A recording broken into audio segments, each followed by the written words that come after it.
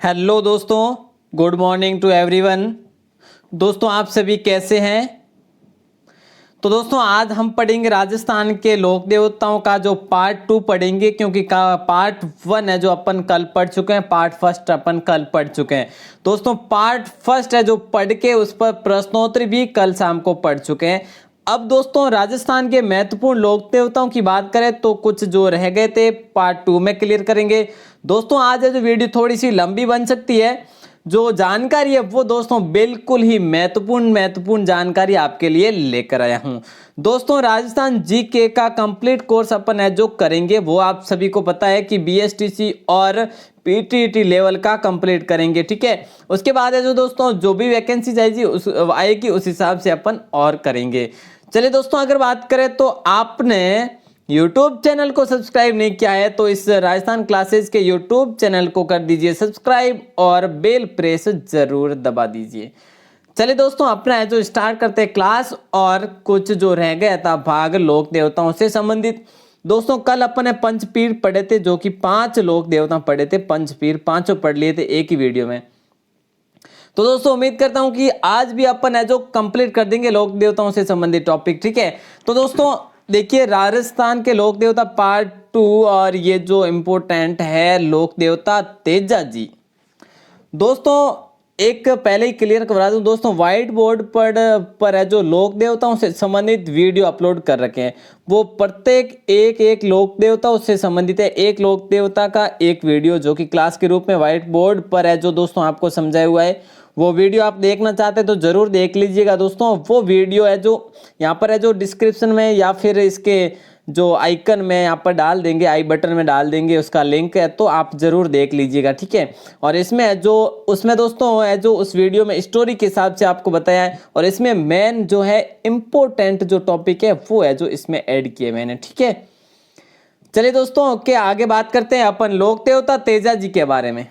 तेजा जी के बारे में अगर बात करें तो दोस्तों इनका जन्म है जो माघ शुक्ला चतुर्दशी को हुआ था, और विक्रम संवत की बात करें तो 1130 में। दोस्तों पुनः एक बार जन्म इनका माघ शुक्ला चतुर्दशी को विक्रम संवत 1130 में हुआ था, और ईस्वी और सन की बात करें तो 1073 सन में हुआ था।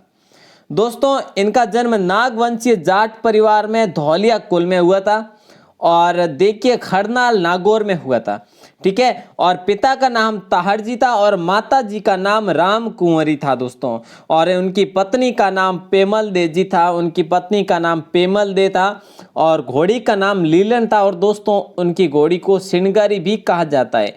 यह चीज भी आप ध्यान में रखें, श्रृंगारी भी कहा जाता है।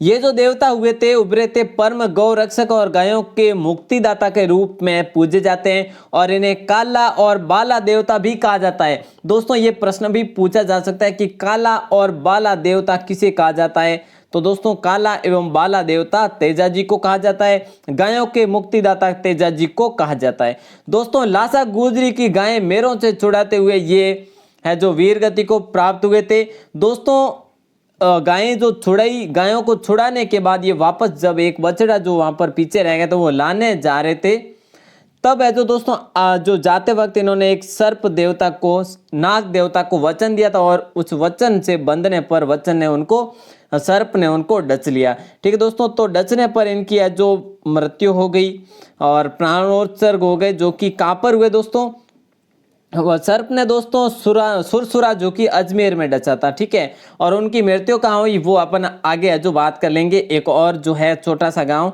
वहां पर, ठीक है। और देखिए भाद्रपद शुक्ला दशमी को इनकी मृत्यु हुई, इन्होंने प्राणोत्सर्ग कर दिए दोस्तों।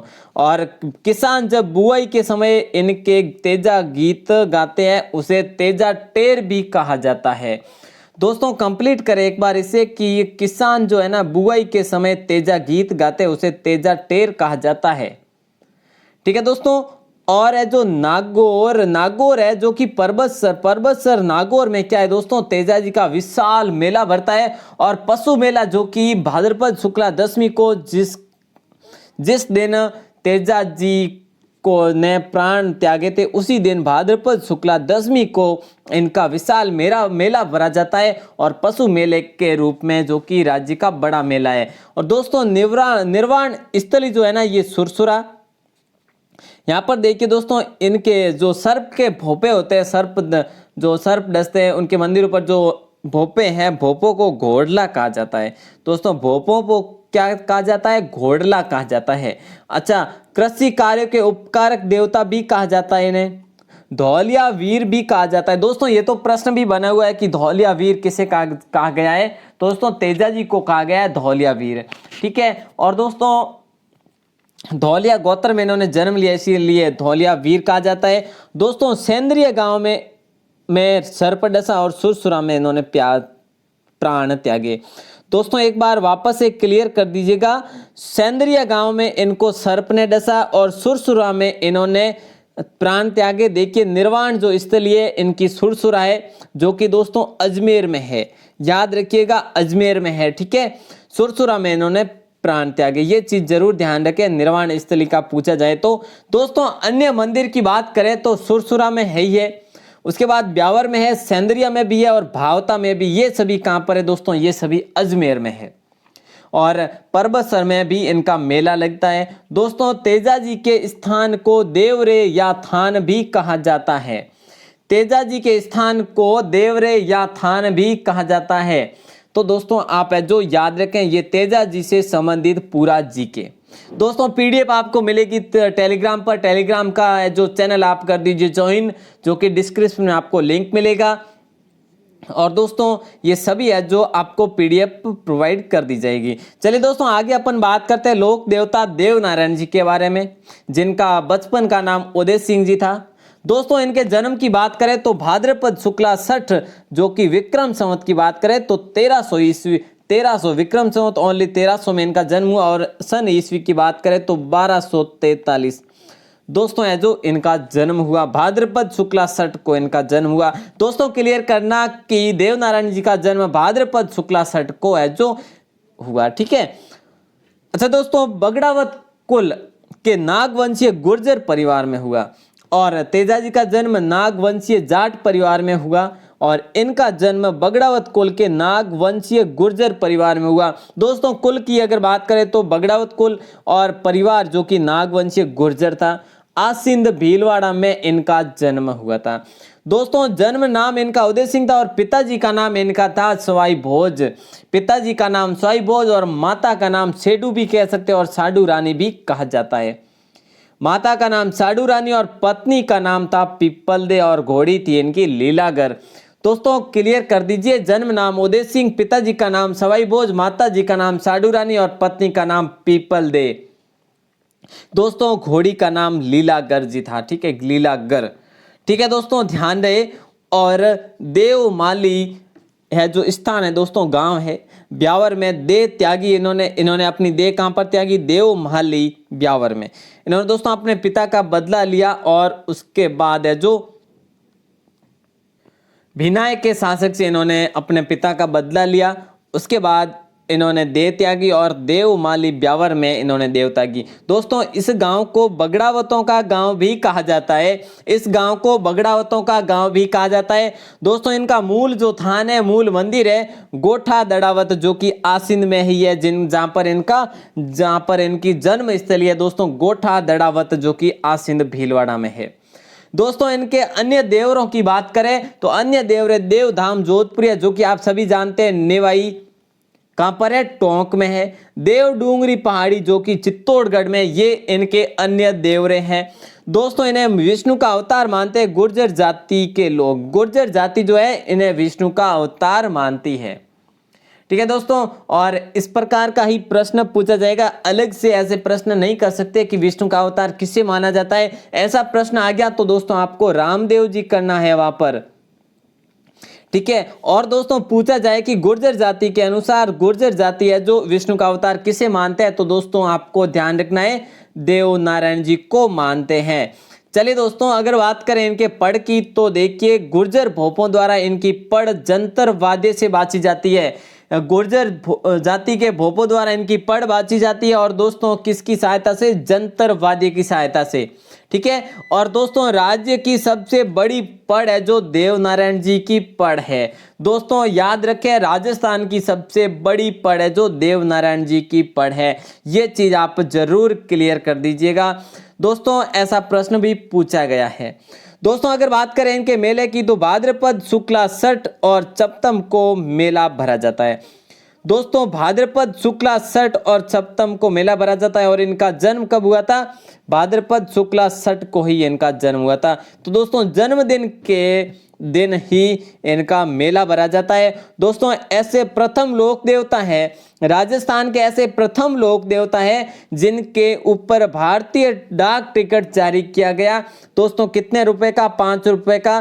कब किया गया? 2010 में किया गया। ये चीज जरूर क्लियर कर दीजिएगा दोस्तों, ऐसा प्रश्न पूछ लिया जाए कि ऐसे प्रथम लोक देवता जिनके नाम पर भारतीय डाक टिकट जारी किया गया जो कि 2010 में, और 5 रुपए का जारी किया केंद्रीय सरकार द्वारा। दोस्तों आप सभी को ध्यान में रखना। और महाराणा सांगा के आराध्य देव दोस्तों देव नारायण जी थे। ये चीज जरूर ध्यान में रखे, ज्ञान में रखे कि देखिए महाराणा सांगा के आराध्य देव देव नारायण जी थे और इन्होंने मंदिर भी बनवाया था चित्तौड़गढ़ में। तो दोस्तों इसलिए जो इनको है जो आराध्य देव माना है। चलिए दोस्तों आगे अब अगर बात करें तो लोक देवता कल्लाजी आते हैं। कल्लाजी दोस्तों, कल्लाजी का जन्म 1544 ईस्वी में हुआ। अगर विक्रम संवत की बात करें तो आश्विन सुदी अष्टम को, आश्विन सुदी अष्टम को इनका जन्म हुआ 1601 विक्रम संवत में। दोस्तों क्लियर याद रखिएगा। और जन्म है जो कहाँ हुआ? सामियाना गांव में हुआ, जो कि सामियाना दोस्तों गांव है ये है मारवाड़ का, उस समय जोधपुर रियासत का गांव हुआ था सामियाना। दोस्तों इनके पिताजी का नाम अचलाजी था और इनके गुरु का नाम योगी भैरवनाथ जी था। दोस्तों जो भक्त शिरोमणि थी ना मीरा, वो इनकी चचेरी बहन थी दोस्तों, जो कि मेवाड़ में ब्याही थी। तो दोस्तों है जो उनका विवाह मेवाड़ के भोजराज सिंह से हुआ था। और दोस्तों जो मीरा थी इनकी चचेरी बहन थी। ये जरूर क्लियर याद रखें। दोस्तों देखिए चित्तौड़ के तीसरे शाखे जो कि 1566 से में जो वीर गति को ये प्राप्त हुए। देखिए चित्तौड़ का तीसरा शाखा था उदय सिंह, उस समय जो शासन काल में शासक थे उस समय 1566 में हुआ था। दोस्तों ये है जो वहां पर वीर गति को प्राप्त हुए। और उनके साथ थे देखिए वीर जयमल पत्ता, जो अब उन्होंने कल्ला जी ने इनको अपने कंधे पर बिठाकर युद्ध किया। ठीक है दोस्तों, वे घायल हो गए थे और युद्ध में चतुर्भुज के रूप में वीरता दिखाई इन्होंने। दोस्तों वीर जयमल पत्ता को कंधे पर लेने के बावजूद भी इन्होंने चतुर्भुज के रूप में वीरता दिखाई। और उसके बाद ये 4 हाथों वाले लोक देवता कहलाने लगे थे। तो दोस्तों उसके बाद ये पूजे जाने लगे। और इनकी छत्रियां कहां पर है, प्रतिमा कहां पर है, ये भी बात कर लेते हैं। दोस्तों इन्हें शेष नाग का अवतार कहा जाता है। प्रश्न पूछ लिया जाए कि शेष नाग का अवतार किसे कहा जाता है, लक्ष्मण का अवतार किसे कहा जाता है, कृष्ण का अवतार किसे कहा जाता है। दोस्तों देखिए शेष नाग का अवतार वीर कल्ला जी को कहा जाता है, लक्ष्मण का अवतार पाबू जी को कहा जाता है। तो दोस्तों विष्णु या कृष्ण का अवतार रामदेव जी को कहा जाता है। ये चीज जरूर ध्यान रखिएगा। दोस्तों सामलिया जो कि डूंगरपुर में इनकी प्रतिमा स्थापित है। देखिए काले पत्थर की प्रतिमा है दोस्तों। सामलिया जो कि गांव है ये डूंगरपुर में स्थित है, वहां पर इनकी प्रतिमा स्थापित है जो कि काले पत्थर की बनी हुई है। दोस्तों ये निपुण थे किसमें? योगा अभ्यास और जड़ी बूटियों का इनको अच्छा ज्ञान था और आयुर्वेद का ज्ञान था। योग अभ्यास और जड़ी बूटियों का इनको अच्छा ज्ञान था। दोस्तों मंदिर में मुख्य सेवक व भोपों को क्या कहते हैं? किरणधारी कहा जाता है। दोस्तों इनके मंदिर में जो मुख्य सेवक और भोपे होते हैं उनको किरणधारी कहा जाता है। ये अवश्य ध्यान रखें। दोस्तों चित्तौड़ दुर्ग में इनकी ये जो छतरी बनी है ये बनी हुई है, चित्तौड़गढ़ दुर्ग में इनकी छतरी बनी हुई है जो कि भैरव पोल पर बनी हुई है। दोस्तों रूणीला या फिर रनेला में इनकी सिद्ध पीठ भी बनी हुई है। सिद्ध पीठ इनकी कहां पर है? रूनेला या रनेला में। दोस्तों याद रखना है आपको। नेक्स्ट अगर बात करेंगे तो आते हैं मल्लीनाथ जी। जिनका दोस्तों मारवाड़ से इनका संबंध रहा था। देखिए जन्म इनका 1358 ईस्वी में हुआ। कब हुआ? 1358 में इनका जन्म हुआ। मारवाड़ के राव तीड़ा जी इनके पिताजी थे। मारवाड़ के राव तीड़ा जी इनके पिताजी थे। माता इनके जीणा दे थी। पिताजी तीड़ा दे, माता जीणा दे। दोस्तों ये भविष्य दृष्टा एवं चमत्कारी पुरुष थे। जैसे कि कौन थे? हड़बू जी थे भविष्य दृष्टा और चमत्कारी पुरुष। उन्हीं की तरह ये भी मलिनाथ जी भी थे। दोस्तों राव चूड़ा इनके भतीजे थे। राव चूड़ा जो थे वो इनके भतीजे थे दोस्तों। और 1378 मालवा के निजामुद्दीन को परास्त किया। देखिए इन्होंने 1378 में मालवा के जो सूबेदार थे निजामुद्दीन, उनको परास्त किया। दोस्तों तिलवाड़ा बाड़मेर में इनका प्रसिद्ध मंदिर बना हुआ है। कहां पर? तिलवाड़ा बाड़मेर में इनका प्रसिद्ध मंदिर। इनके मंदिर पर जो मेला भरता है चैत्र कृष्ण एकादशी से चैत्र शुक्ला एकादशी तक इनका मेला भरता है। दोस्तों चैत्र कृष्ण एकादशी से चैत्र शुक्ला एकादशी तक मेला भरता है, जो कि 15 दिनों तक रहता है और पशु मेले के रूप में यह जो मेला भरा जाता है दोस्तों, और 15 दिनों तक कंटिन्यू रहता है। दोस्तों बाड़मेर का जो मालानी चैत्र है, मालानी पर्वत भी है, मालानी चैत्र है, वो इन्हीं के नाम पर रखा गया। दोस्तों इनकी रानी का नाम जो था, रानी इनकी पत्नी का नाम रानी रूपादे था, जिनका मंदिर है जो इनके मंदिर से कुछ ही दूर है, जो माला गांव में स्थित है। ठीक है दोस्तों, तो है जो अपन आगे बात करें तो बहुत ही अब है जो दोस्तों महत्वपूर्ण जो थे लोक देवता, उनसे ज्यादा जो जुड़ी जीके की जानकारी थी वो अपन ने हासिल कर ली है। अब है दोस्तों एक या दो लाइन में सभी है जो लोक देवता क्लियर हो जाएंगे। दोस्तों देखिए यहां पर अगर बात करें सबसे पहले इसमें तो लोक देवता भूरिया बाबा की बात करेंगे, जिन्हें गौतमेश्वर बाबा भी कहा जाता है। गौतमेश्वर बाबा या गौतम बाबा भी कहा जाता है। दोस्तों ये मीणा आदिवासियों के इष्ट देवता माने जाते हैं। मीणा आदिवासियों के इष्ट देवता माने जाते हैं।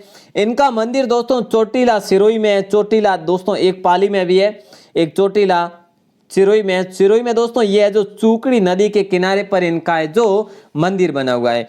दोस्तों कहा जाता है कि यहाँ पर गौतम ऋषि का आश्रम स्थल था। ठीक है, तो ध्यान रखें। और 13 अप्रैल से 15 अप्रैल तक 2 दिन के लिए यहाँ पर मेला भरा जाता है।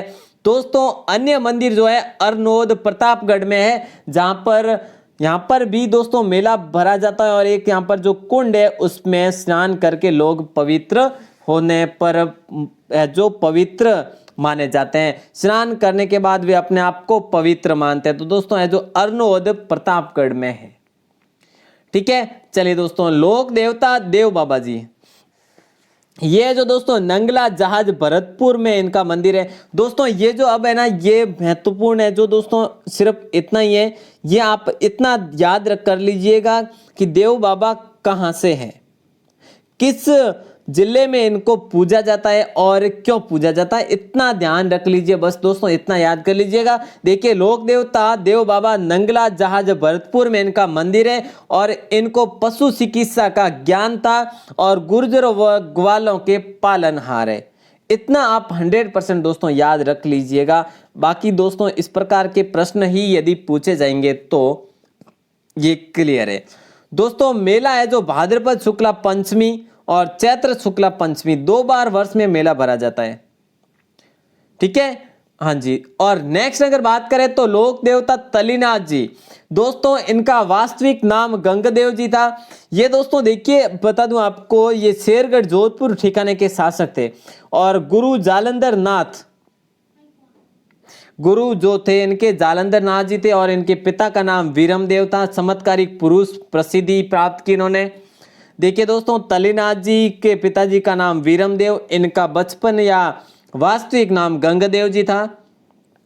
शेरगढ़ जो ठिकाना है जोधपुर का, वो इसके शासक थे वे गुरु जालंधर नाथ। और पांचोटा गांव दोस्तों देखिए ये है जो जालोर के मुख्य लोक देवता है। ये लोक देवता जो है ना, ये जालोर में पूजे जाते हैं। ठीक है दोस्तों ध्यान में रखना आपको।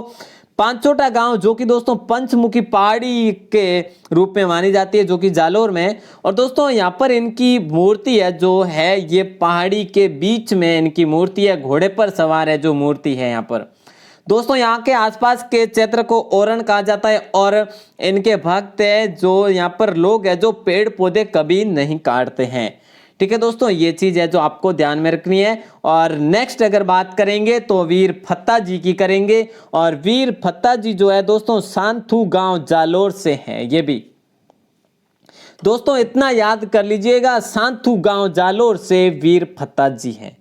ठीक है, बिल्कुल दोस्तों। अगर आगे बात करें तो मामा देव जी की करेंगे, जो कि दोस्तों इतना याद कर लीजिएगा, वर्षा के देवता मामा देव को कहा जाता है। मामा देव को वर्षा के देवता कहा जाता है। और दोस्तों इनके मंदिर पर जो है भैंसे की बलि चढ़ाई जाती है। दोस्तों ये चीज आप क्लियर कर लीजिएगा, मामा देव भोमिया जी की तरह मामा देव भी भोमिया जी दोस्तों जैसे गांव गांव में पूजे जाते हैं, इसी के हिसाब से है जो इनकी तरह से ये भी है जो मामा देव भी गांव गांव में पूजे जाते हैं। और लकड़ी की विशिष्ट एवं कलात्मक तोरण की मूर्ति होती है इनके स्वयं की है, जो दोस्तों मूर्ति जो होती है लकड़ी की होती है। ये चीज आप जरूर ध्यान रखना, न कि पत्थर की होती है। चलिए दोस्तों आगे बात करें तो आलम जी। दोस्तों आलम जी जो है इनका है जो मंदिर है आलम जी का धोरा, जो कि ढांगी रेतीला टीला के नाम से जाना जाता है। दोस्तों मालानी प्रदेश में यह जो पूजनीय है, ये आप ध्यान में रखें। और भाद्रपद शुक्ला दूज को इनका मेला भरा जाता है, भाद्रपद शुक्ला दूज को रामदेव जी के मेले के दिन ही। ठीक है, चलिए दोस्तों अगर अपन आगे बात करेंगे तो आगे और जो लोक देवता है गांव याद कर लीजिएगा या जिला याद कर लीजिएगा। दोस्तों वीर बिग्गा जी को जाखड़ परिवार अपना कुल देवता मानते हैं। वीर बिग्गा जी को जाखड़ परिवार अपना कुल देवता मानते हैं। और बिग्गा गांव जो बीकानेर में ये पूजे जाते हैं, इनका वहां पर मंदिर है। दोस्तों बाबा जुंजार जी या जुंजार सिंह भी कह सकते हैं, जुंजार भोमिया भी कह सकते हैं। इमलोहा गांव सीकर में प्रतिवर्ष रामनवमी को इमलोहा में मेला भरता। दोस्तों इमलोहा है जो कहां पर है, सीकर में है। बाबा जुंजार जी का मंदिर भी है वहां पर। दोस्तों वीर पन्नराज जी जिनका है जो नग्गा गांव जैसलमेर में इनका जन्म हुआ था। और पन्नराज सर है जो यहाँ पर मेला भरा जाता है वर्ष में 2 बार। ठीक है दोस्तों, तो है जो आप ध्यान रखें वीर पन्नराज जी। आगे बात करें तो हरिराम जी बाबा जोरड़ा गांव जो कि चुरू में इनका मुख्य मंदिर है। हरिराम जी बाबा जोरड़ा गांव चुरू में मुख्य मंदिर है। दोस्तों पिता का नाम राम नारायण जी और माता का नाम चंदनी देवी। और चुरू सीकर और नागौर में ये अत्यधिक पूजनीय है। हरिराम जी बाबा जोरड़ा गांव चुरू में मंदिर, पिता राम नारायण जी, माता चंदनी देवी, और चुरू सीकर और नागौर में पूजनीय है। दोस्तों अब लास्ट अपन बात करेंगे केसरिया कुंवर जी भोमिया जी। देखिए केसरिया कुंवर जी ध्यान रखे गोगा जी के पुत्र थे। ये भी है जो लोक देवता के रूप में उभरे थे और पूजे जाने लगे थे। और थान पर सफेद ध्वजा भी, इनकी जो थान पर सफेद जो ध्वजा होती है वो सफेद होती है। दोस्तों ये भी है जो सर्पदंश के लिए प्रसिद्ध है। सर्पदंश यदि लग जाए तो दोस्तों है जो इनकी पूजा से सर्पदंश सही हो जाता है। चलिए दोस्तों आगे बात करें तो भोमिया जी की करेंगे। और भूमि के रक्षक देवता के रूप में माने जाते हैं। जिस तरह मामा देव है जो वर्षा के देवता माने जाते हैं, उसी प्रकार भोमिया जी भूमि के रक्षक देव माने जाते हैं। दोस्तों रूपनाथ जी पाबू जी के बड़े भाई, बूढ़ो जी के पुत्र। देखिए रूपनाथ जी कौन थे, पाबू जी के भतीजे थे। दोस्तों बूढ़ो जी के पुत्र थे। और रूपनाथ जी ने जिंदराव खींची को मारकर पिता व चाचा का बदला लिया था। दोस्तों इनका मंदिर भी कोलूमंड के पास पहाड़ी पर स्थित है। और हिमाचल प्रदेश में दोस्तों इन्हें बालकनाथ के रूप में पूजते हैं। हिमाचल प्रदेश में बालकनाथ के रूप में किसे पूजते हैं, रूपनाथ जी को पूजते हैं। दोस्तों चलिए दोस्तों अपना है जो लास्ट जो रह गया है डूंग जी और जवाहर जी। दोस्तों डूंग जी और जवाहर जी को शेखावाटी क्षेत्र में अधिक पूजते हैं। और ये है जो उस समय क्या करते थे, शेखावाटी क्षेत्र में धनी लोगों को लूट कर गरीबों को धन बांट दिया करते थे। और दोस्तों 1857 की जो क्रांति हुई थी, स्वतंत्रता संग्राम हुआ था, उसमें महत्वपूर्ण भूमिका इन्होंने निभाई थी, डूंग जी और जवाहर जी। दोस्तों ये ध्यान रखना, शेखावाटी क्षेत्र में पूजे जाते हैं। तो दोस्तों अपनी है जो आज की लोक देवताओं से संबंधित जो लाइव जो चली ये कंप्लीट हो गई है। ठीक है दोस्तों, ये नोट्स आपको 2-3 दिन बाद टेलीग्राम पर मिल जाएंगे और बाकी जो है प्रश्नोत्तर के नोट्स है जो दोस्तों आंसर टाइप हो रहे हैं। ठीक है, तो दोस्तों है जो वो भी आपको जल्दी मिलेंगे, 1-2 आपको पीडीएफ मिली होगी। तो दोस्तों है जो आपको आज की वीडियो अच्छी लगी हो तो वीडियो को लाइक जरूर कर दीजिएगा। दोस्तों आप अपने दोस्तों के साथ भी शेयर अवश्य करें और आपको इसी पर आधारित शाम 9 बजे दोस्तों इसी पर आधारित शाम 9 बजे लाइव आना है, जो कि अपन पढ़ेंगे प्रश्नोत्तरी। वो आप सभी को पता है, यदि नए बंदे हैं, नए मेहमान हैं, उनके लिए जो बता रहा हूं। तो दोस्तों आप सभी का प्रेम पूर्वक बहुत बहुत धन्यवाद और पढ़ते रहिए राजस्थान क्लासेस के साथ।